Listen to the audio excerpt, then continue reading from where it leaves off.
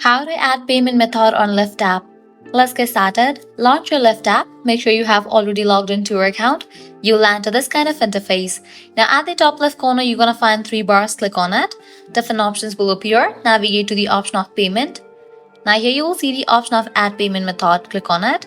Different options will appear as credit or debit card, PayPal or cash.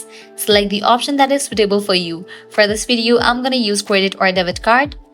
Now you have to provide your details. First off, go ahead and type in your card number. Then type in the expiration date. Then type in the CVV. Click on this drop down and select the issuing country.